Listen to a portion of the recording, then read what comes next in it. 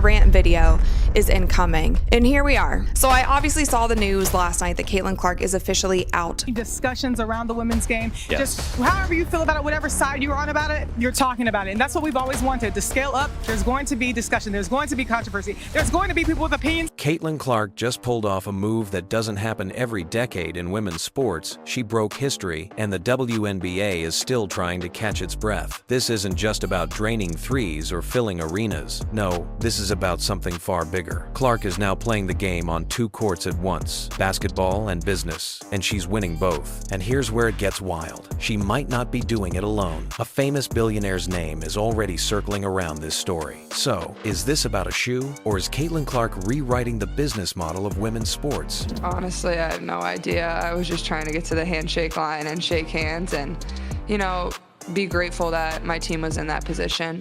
That's all you can do is, hold your head high, be proud of what you did. The sports world erupted when Nike officially unveiled Caitlin Clark's brand new signature logo, a sleek mark designed to anchor her upcoming apparel line. But the real shockwave came with the announcement that she'll be headlining her own shoe, set to release in 2026. For context, only two active WNBA players, Breanna Stewart with Puma and Sabrina Ionescu with Nike, have carved out signature shoes. Clark just became the third, and she did it in her rookie year. That's not just fast, it's unheard of. Hit like if you agree. For fans who thought this season would be about jump shots and rookie awards, this is a revelation. Caitlin Clark is bypassing the traditional slow climb. She isn't waiting 10 years to get treated like a superstar. She's building an empire while still learning defensive rotations. Your favorite rookie just skipped the 9-to-5 grind and walked straight into the CEO's office. All the credit in the world to LSU. They were tremendous. They deserve it. They had a tremendous season. Kim Mulkey coached them so well.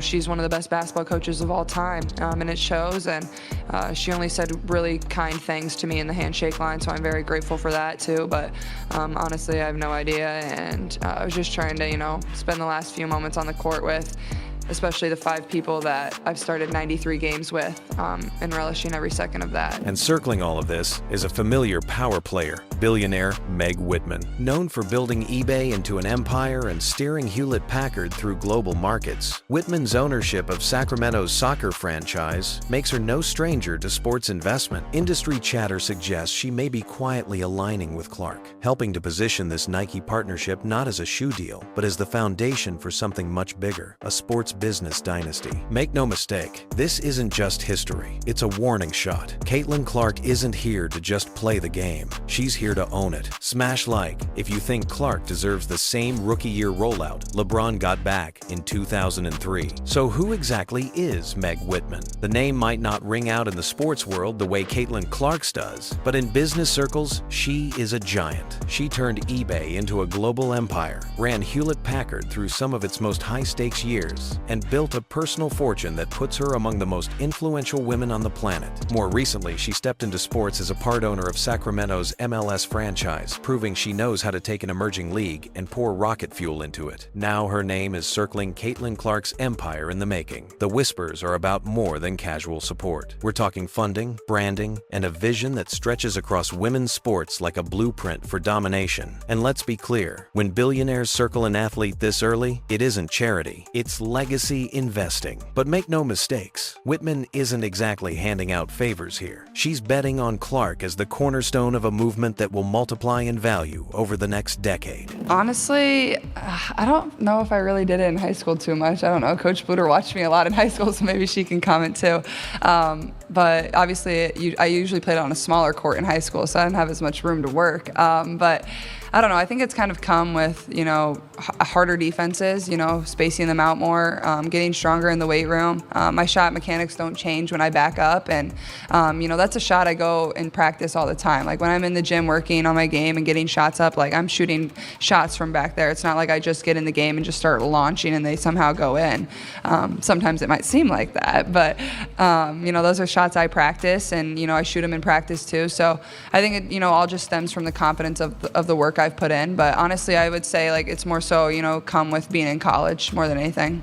Think about the picture here. Caitlin Clark isn't just a rookie trying to prove herself in the WNBA. She's a movement. She's the spark that pulls new fans in and forces old institutions to evolve. Whitman knows movements like her make money, and she wants in. Honestly, this feels less like sports business and more like Shark Tank. Except this time, Caitlin Clark walked into the room and the Sharks started begging her to take their money. Type hell yeah if you would trust a billionaire running point on your favorite player's future. 41 points now headed to the championship game. How locked in are you right now? I'm locked in, but these group of girls, they give me all the confidence in the world, and I just felt really good coming into this game about this group. We had a belief that we could come in here and do this when nobody believed in us other than the people in our program, and that's all that matters. That's all you need, and you can go shock the world. You call this your sisterhood, your best friends. You're headed to the championship game. What does this moment mean to you? I'm going to soak in every single second.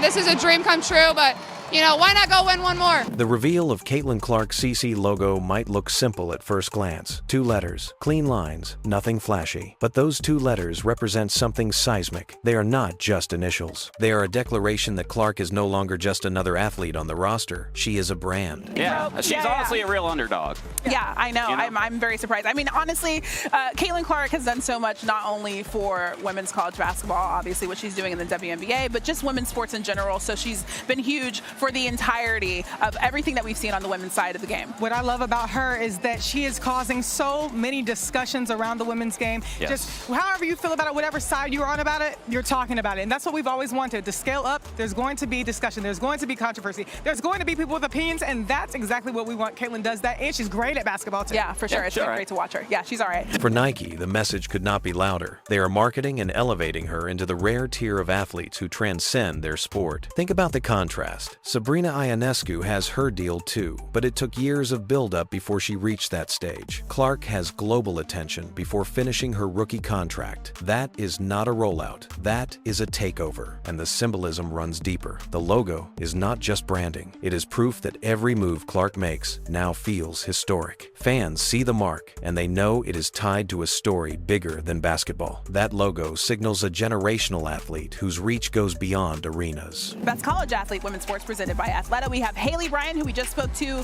moments ago, Caitlin Clark on there, Sarah Franklin, Izzy Skane. Some worthy nominees in this category, guys, right? A great group. Izzy Skane, the all-time goals leader in women's lacrosse after their win against Denver. Obviously, Sarah Franklin, too, National Player of the Year. It's a pretty good group. Yeah, absolutely. Wisconsin volleyball is just, as a former volleyball player, you already know what it is. Right. But Izzy has been working to put lacrosse on the board. And Haley Bryant, what she's been able to do, I know we just talked to her, but what she's been able to do with the LSU program that has been needing this national championship and being able to secure it for them, being the anchor and not necessarily always getting the credit for it. Yeah, love her. And Caitlin, we already know Caitlin. Social media exploded when Nike dropped the announcement. Fans flooded timelines with hype, with mockery, with debates over resale value. Some are already pledging to camp out for day one. Others are joking about second mortgages for a pair of rookie year kicks. But here's the bottom line. The CC logo is more than a symbol. It is a mirror reflecting the new reality of women's sports. Hit subscribe if you would buy Clark's shoe on day one. The ripple effects of Caitlin Clark's Nike deal and rumored Whitman backing go far beyond sneakers. This changes the way the WNBA markets itself from top to bottom. For years, the league has talked about reaching $1 billion valuation. Now it finally has the centerpiece that makes that pitch believable. Every broadcast crew mentions her name. Every ticket surge can be traced back to her presence. And now, every merch drop is orbiting around her initials. Now, you would think with this being such a big game for Caitlin, her returning to her alumni in Iowa and her hitting that massive logo 3, the logo 3 during the game, that some of her sponsors would want to show her support on social media, do any sort of marketing to uplift her and uplift their brand. And one who did do that was Gatorade. They tweeted a photo of her and they said, "Real home court advantage. Welcome back to Iowa, Caitlin Clark." Now, one of her lead sponsors that was noticeably quiet yesterday was Nike. But this is where it gets interesting. This isn't just about jerseys and shoes. shoes. This is about empire building. When you combine Clark's generational spotlight with someone like Meg Whitman, a billionaire who knows how to scale brands globally, you are looking at a framework designed to pull investors straight into women's basketball. And make no mistake, they are lining up. Yet here's the emotional edge. For the WNBA, Clark is both the crown jewel and a potential weak spot. Build too much around one player, and the structure becomes fragile. It's like building a castle on one pillar. You'd better pray it doesn't crack. Fans love it now, but what happens if Clark sits out with injuries, or the hype cycle shifts in 3 years? That risk doesn't just fall on her, it falls on the entire league's growth model. People want to buy Caitlin Clark things, and they especially want to buy Caitlin Clark Nike things.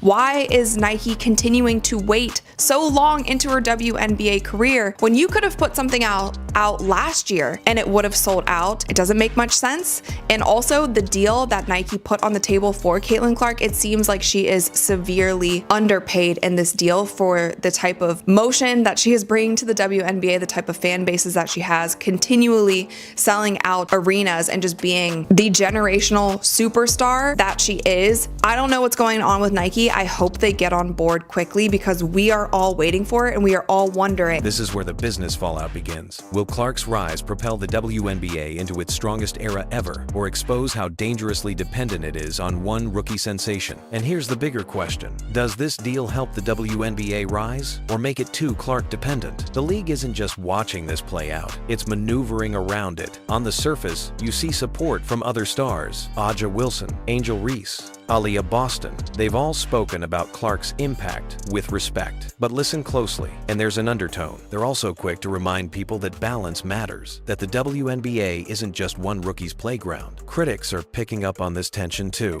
They're asking if the league is setting itself up for another face of the league problem, where everything rises and falls on one set of shoulders. Commissioner Kathy Engelbert hasn't addressed the Whitman rumors head on. Instead, she's doubling down on Clark's global branding. It's a strategy. She knows Clark equals headlines, so the league's job is to amplify, not explain. But here's the kicker. The silence doesn't feel okay. It feels calculated. It's like being in a group project where everyone relies on one kid to carry the grade, and all you can do is cross your fingers that they don't call in sick. Do you think it's fair for the WNBA to ride one rookie this hard? There's been a lot of narratives around the attention that you're getting versus some of the vets that have been in this league for a long time. Do you think about that, or do you just concentrate on blocking that out and playing your game?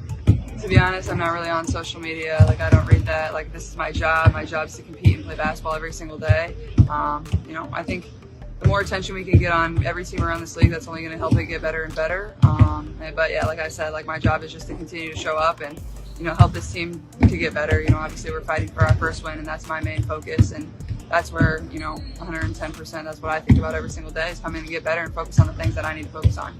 Step into the fan conversations online, and you'll see just how polarized this moment. Island hashtags like #ClarkEffect are trending globally, celebrating her as the new face of the sport. Clips of her logo, her highlights, even speculative Whitman tie-ins are spreading like wildfire. To fans, she's not just a rookie, she's the hope. But critics see through the gamble. They worry about Clark overshadowing team basketball. They question if the hype is sustainable, or if the league is betting too heavily on one name at the expense of long-term growth. Here's the truth. Both sides are right. To fans, this looks like buying front row seats to a concert and realizing you're watching history, not just music. Let's be honest for a sec. Are you watching WNBA games for the teams or for Clark? When you zoom out, Caitlin Clark's moves look less like rookie milestones and more like a masterclass in empire building. This is LeBron in year one, Serena after her first slam, Tiger before Nike built him into a global symbol. Except Clark is doing it faster. With Whitman's rumored influence, it's not just an athlete's rise anymore, it's boardroom meets hardwood. She's proving women's sports are an industry, not a charity case. And here's the cliffhanger. If Clark is rewriting the rules this early, what will her prime look like? Kindly let us know what you think in the comments below.